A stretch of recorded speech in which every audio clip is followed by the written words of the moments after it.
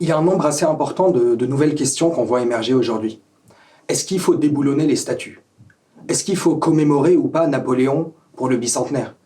Qu'est-ce qu'on doit aujourd'hui au continent africain après 2 siècles d'esclavage? C'est des questions qui préoccupent de plus en plus, et en particulier les nouvelles générations. C'est d'ailleurs assez paradoxal de se rendre compte que, à mesure que ces événements reculent dans le passé, l'Algérie a aujourd'hui 60 ans, Vichy 80, l'esclavage 2 siècles, elles occupent une place de plus en plus prépondérante dans l'inconscient collectif et dans le débat public français. Moi, ce qui a conduit à m'intéresser à ces sujets, c'est que je viens d'un pays qui a lui-même un rapport assez problématique à son propre passé. Au Liban, l'histoire enseignée dans les écoles s'arrête en 1943, c'est-à-dire au moment du départ du dernier soldat français. Rien de ce qui suit, donc rien de l'histoire du Liban en tant que nation, n'est enseigné dans les écoles parce que personne n'est d'accord sur le récit qu'il faudrait enseigner. Donc ce sont les seules familles qui se chargent de la transmission des mémoires souvent confessionnelles, chargées de ressentiment, avec toute la partialité que peut avoir le récit de ceux qui sont à la fois auteurs et acteurs. Et ça conduit des jeunes de ma génération à reproduire aujourd'hui les mêmes divisions, les mêmes luttes que dans le passé, au nom de crimes qu'ils n'ont ni commis ni subis. Alors j'ai été très étonné de me rendre compte qu'en France, et plus largement en Occident, on est en fait en train de faire le mouvement inverse. C'est-à-dire qu'on avait un récit national en France qui conférait un peu un sens à l'aventure collective. Il n'était bien sûr pas parfait, il y avait ces parts d'ombre, même parfois de manipulation, mais il était perfectible. Et on se rend compte qu'aujourd'hui, on ne cherche plus à le perfectionner, mais on le remet systématiquement en question. On éclate notre propre histoire nationale en autant de crimes qu'il faudrait dénoncer un à un. Et on se retrouve avec des siècles entiers qui sont condamnés, et tous les hommes et les femmes qui vivaient à ces époques, simplement parce qu'ils avaient des valeurs qui ne correspondaient pas aux nôtres. Donc on a ici une posture qui est anachronique, une posture jugeante qui se répand et qui non seulement ne permet pas de mieux comprendre l'histoire, mais qui en plus témoigne d'une forme de complexe de supériorité morale, parce qu'on se donne bonne conscience en fait en dénonçant nos ancêtres. On veut montrer qu'on n'est plus les mêmes qu'eux. On voit très bien en France que dénoncer Vichy, c'est devenu quasiment un sport national. C'est d'ailleurs beaucoup plus simple de s'opposer aux nazis après 1945 qu'avant. Si on prend les États-Unis, ils n'en finissent pas de dénoncer l'esclavage, sans pour autant d'ailleurs que cela n'améliore la situation réelle des Afro-Américains. À nouveau, c'est beaucoup plus facile de dénoncer fermement, bien sûr, les souffrances d'hier plutôt que de lutter contre celles d'aujourd'hui.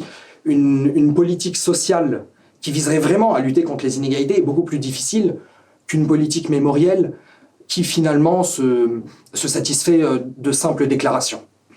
Donc quand on voit tout ce mouvement, on peut se demander où est-ce que ça va? Quel est le but finalement de toute cette repentance? Quand Emmanuel Macron dénonce l'usage de la torture en Algérie par l'armée française, il le fait un peu comme si c'était un scoop. Mais en fait, cette révélation a déjà une longue histoire derrière elle. En 2000, elle faisait déjà la une du journal Le Monde. En 2001, c'était admis par le général Massu. En 2002, dénoncé par Chirac, jusqu'à même intégrer les programmes scolaires en 2012. Donc on peut se demander pourquoi on a aujourd'hui ce rituel de feindre, de dénoncer, de révéler à chaque fois des scandales dont en fait tout le monde est déjà au courant. Et ce phénomène va de plus en plus loin avec un nouveau mouvement qui, comme d'habitude, vient des États-Unis, qui vise non plus seulement à juger l'histoire, mais à la refaire. On cherche à réparer les crimes du passé, c'est-à-dire à rendre justice rétrospectivement aux victimes d'hier.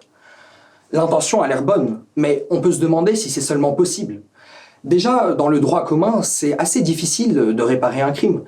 Quand il y a eu un assassinat, qu'est-ce qu'on doit donner à la famille de la victime pour réparer la perte de l'être cher? C'est une question difficile.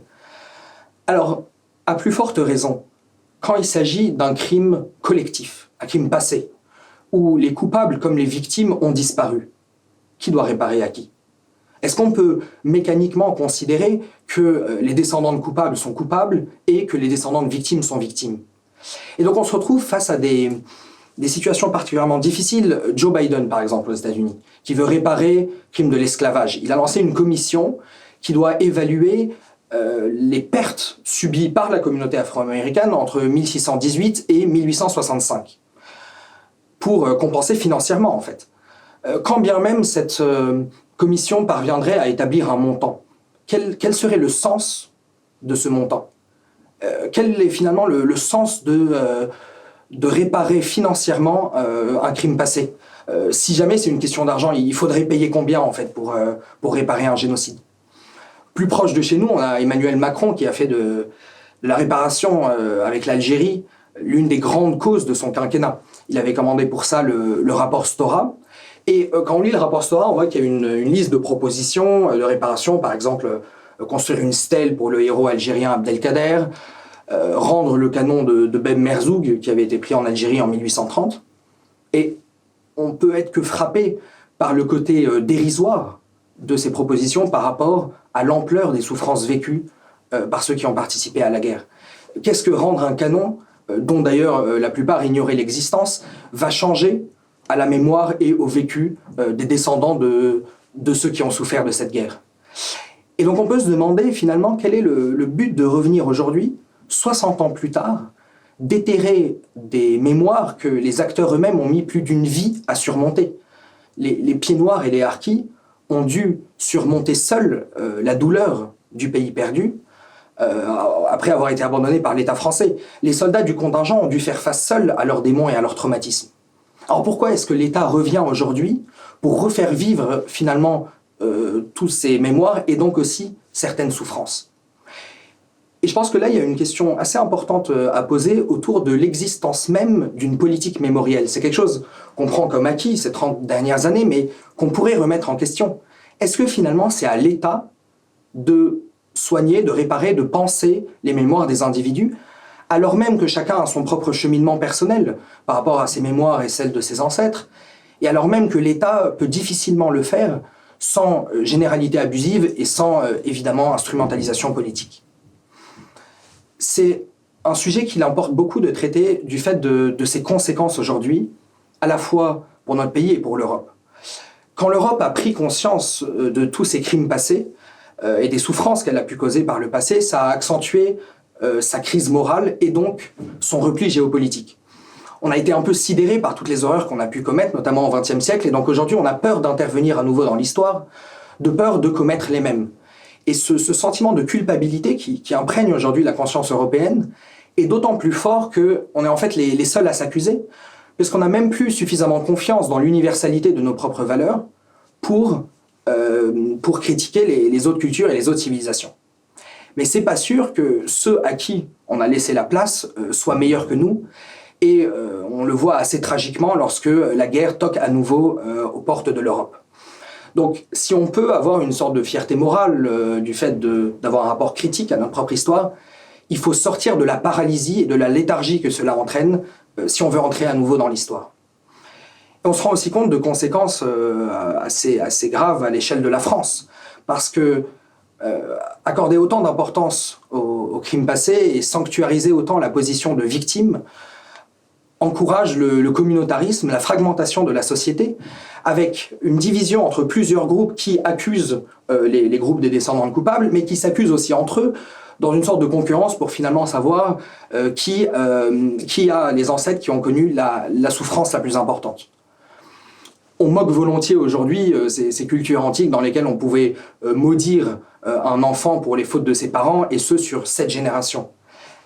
Mais on peut se demander, est-ce qu'on est vraiment en train de faire autre chose quand on préjuge de la valeur morale d'un individu, non pas en fonction de ses actions, mais en fonction d'autres critères comme son sexe, sa couleur de peau ou le vécu de ses ancêtres? Est-ce qu'en faisant ça, on n'est pas en train de rompre l'égalité morale à la naissance, qui est l'une des valeurs fondatrices de notre société?